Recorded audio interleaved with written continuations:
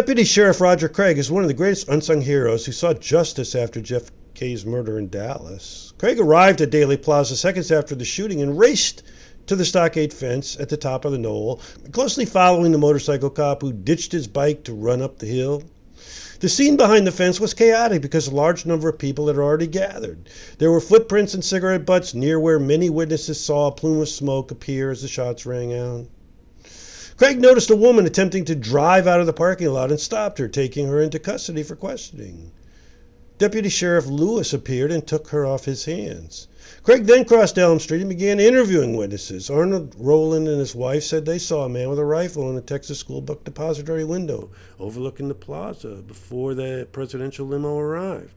They hadn't said anything because they assumed he was a Secret Service agent. Deputy Lewis appeared again and took the Rowlands off his hands. Suddenly a shrill whistle sounded, and Craig noticed a man in his 20s run down the knoll from the direction of the depository. A green Rambler station wagon slowed, and the man jumped inside. Craig wanted to detain this vehicle, but traffic was intense, and he failed to cross in time. When he did make it across, Craig went to the depository steps and was greeted by a man claiming to be a Secret Service agent. Craig began talking about the suspicious Rambler, but the agent seemed a little interested. Craig's boss, Sheriff Decker, appeared and told Craig the suspect had left the scene and someone should search inside the depository. Upon arriving at the 6th floor, Craig quickly located the 3 spent cartridges by the southwest corner window, all lined up as if carefully set in place, something he found highly suspicious. One cartridge had a strange crimp. A rifle was soon located, stashed in a pile of cardboard boxes. Stamped on the barrel was 7.65 Mauser. Captain Fritz, Chief of Homicide for Dallas, arrived and took possession. That night, the murder weapon used to kill FJ was described on all 3 networks as a German Mauser. By the way, the Mauser is a short-barrel carbine invented for use by cavalry officers. Carbines are not typically a weapon of choice among professional snipers due to limited range and low bullet velocity. They are, however, slightly easier to conceal than long-barrel rifles. The Italians made a cheap imitation of the Mauser, the 6.5 Mannlicher Carcano. Problem is the cartridges on the floor were 6.5 Carcanos, which meant the rifle and the cartridges didn't match. I arrived at Captain Fritz's office shortly after 4:30 p.m., wrote Craig later. I was met by Agent Bookout of the FBI, who took my name and place of employment. The door to Captain Fritz's personal office was open, and the blinds on the windows were closed, so that one had to look through the doorway in order to see into the room. I looked through the open door at the crest of Captain Fritz and identified the man who I saw running down the grassy knoll and entering the Rambler station wagon, and it was Lee Harvey Oswald.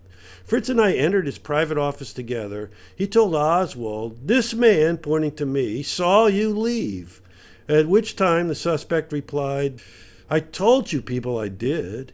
Fritz, apparently trying to console Woodstock, said, "Take it easy, son. We're just trying to find out what happened." Fritz then said, "What about the car?" Oswald replied, leaning towards Fritz's desk, "That station wagon belongs to Mrs. Payne. Don't try to drag her into this." Sitting back in his chair, Oswald said, very disgustedly and very low, "Everybody will know who I am now." Because he was a Dallas police officer, it was impossible for the Warren Commission to completely ignore Craig. However, when the commission report was released, significant changes were made to his testimony. After being caught talking to someone, he was fired.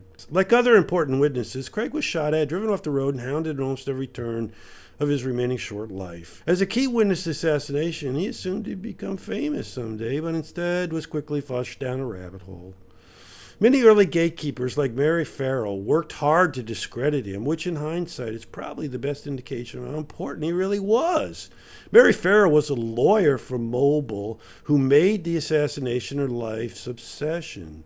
She never really managed to connect the dots on the case, even though the most obvious trail led straight into J.M. Wave, William Harvey, Ted Shackley, and David Morales. Craig sadly died of a gunshot to the chest in 1965.